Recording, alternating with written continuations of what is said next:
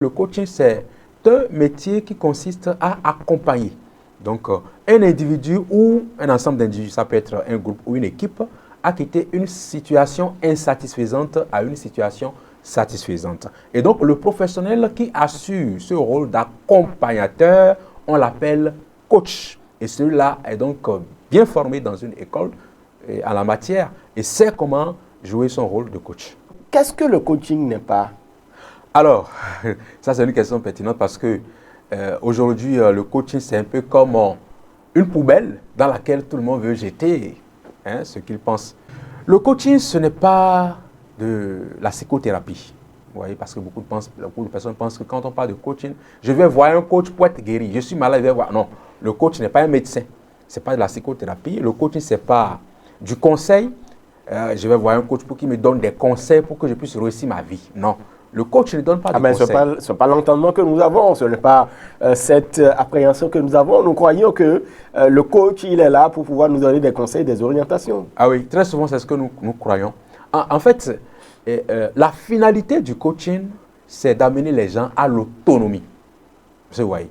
Mais lorsque les gens viennent vers vous et que vous leur donnez du conseil, vous n'êtes pas en train de les aider à être autonomes. Au contraire, vous créez une dépendance. Quand vous donnez des conseils, vous n'êtes pas dans la posture du coach, mais vous êtes plutôt dans la posture du consultant. Vous savez, le consultant est dans une posture haute, c'est-à-dire une posture d'expertise. C'est-à-dire c'est quelqu'un qui a fait un domaine pendant des dizaines d'années ou des quinzaines d'années, qui a de l'expérience, qui maîtrise son domaine, qui a été vraiment au contact de la réalité et qui a touché beaucoup de situations dans son secteur d'activité. Par exemple, je prends quelqu'un qui a fait 10 ans d'expérience dans le domaine de la pâtisserie, par exemple. Et vous êtes un jeune qui voulait entreprendre dans la pâtisserie, vous rencontrez celui-là, il vous donne des conseils, donc il est dans une posture de consultant, il vous donne des recommandations, il vous dit si tu veux réussir dans la pâtisserie, voilà ce qu'il vous faut. Donc, ces 10 ans d'expérience-là, il met ça à votre disposition. Ça, c'est le rôle du consultant. Par contre, vous voyez, un coach, le coach, lui, ne va pas vous donner des conseils parce qu'il ne connaît pratiquement, peut-être pas, quelque chose dans le domaine de la pâtisserie, mais lui va vous aider à pouvoir réussir dans la pâtisserie selon votre personnalité et selon votre potentiel. Très bien. Il va vous guider à trouver vous-même le chemin idéal par lequel vous allez réussir dans la pâtisserie et construire une carrière dans le domaine de la pâtisserie qui sera unique et qui va cartonner selon vos aspirations et également selon votre potentiel. Et donc, le coach, il vous aide à utiliser les ressources que vous avez déjà en vous pour pouvoir les exploiter, pour en devenir un indépendant. C'est ça, pour pouvoir être vous-même. Ouais. Comment devient-on coach? Justement, on en parlera parce que vous avez d'ailleurs une formation en vue. Oui. Parlez-nous-en. Ok, pour devenir coach, c'est simple. Il faut d'abord se poser la question, pourquoi il veut devenir coach? Est-ce que j'ai la vocation? Vous voyez, il y a un certain nombre de prérequis qu'il faut avoir, mais moi je parle plutôt de prérequis en termes de personnalité.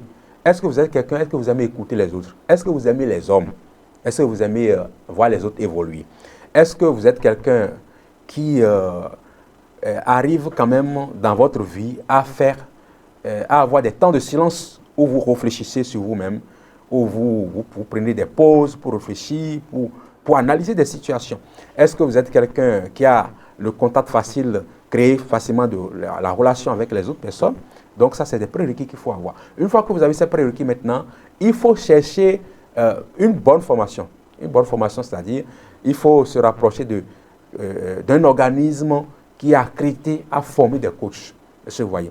Et nous avons en la matière, donc cette expertise-là, nous avons depuis 2020 que nous formons des coachs sur, comment appelle-t-on, une base ISO. Donc nous travaillons sur cette base-là, qui est une formation à standard ISO, à standard international.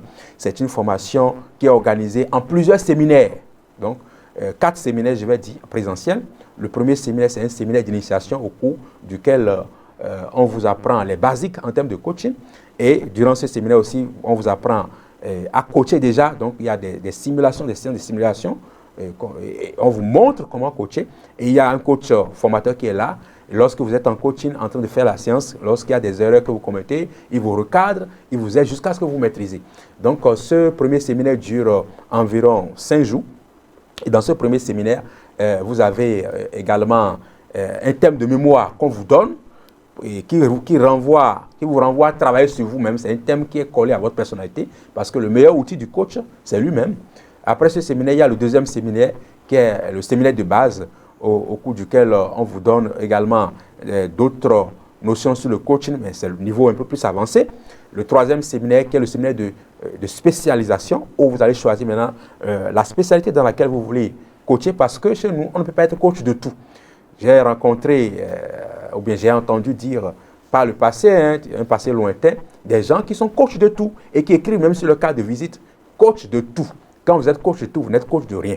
Donc chez nous, on vous aide à découvrir le territoire sur lequel vous pouvez opérer et ça va être meilleur pour vous. Et très souvent, ce territoire est en rapport avec votre propre histoire et également à vos aspirations. Vous voyez. Et le quatrième séminaire, c'est le séminaire de perfectionnement et soutenance de mémoire.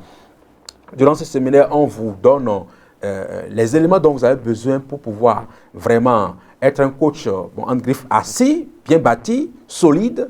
Et aussi, on vous envoie à faire, qu'on appelle-t-on, à développer davantage votre mémoire de recherche et à le présenter devant un jury international qui va évaluer. Donc, ce n'est pas un mémoire académique, c'est un mémoire de recherche qui vous amène à faire un travail sur vous-même pour pouvoir mieux être un bon accompagnateur.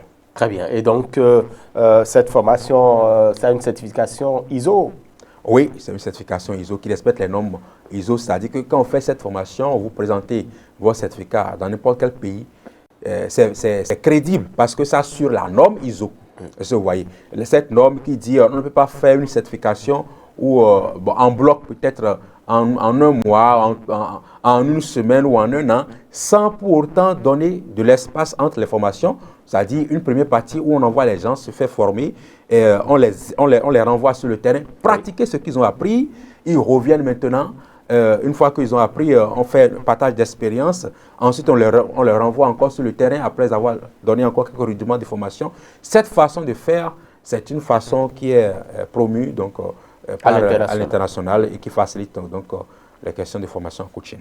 Très bien. Qui peut y participer, qui peut prendre part à la formation sur le coaching? Alors, si vous voulez participer à cette formation, vous êtes bienvenu. Si vous êtes un aspirant au coaching, le coaching vous intéresse, vous êtes bienvenu. Vous êtes déjà coach et vous avez fait déjà une formation en coaching qui n'est pas forcément notre formation parce que notre formation a une particularité.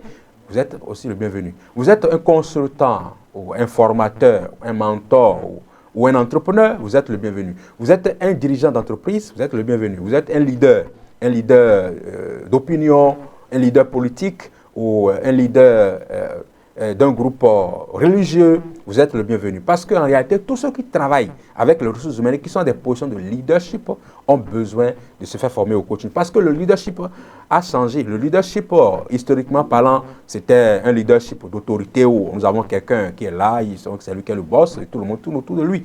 Non, aujourd'hui, ça a changé. Aujourd'hui, nous sommes dans un leadership de collaboration.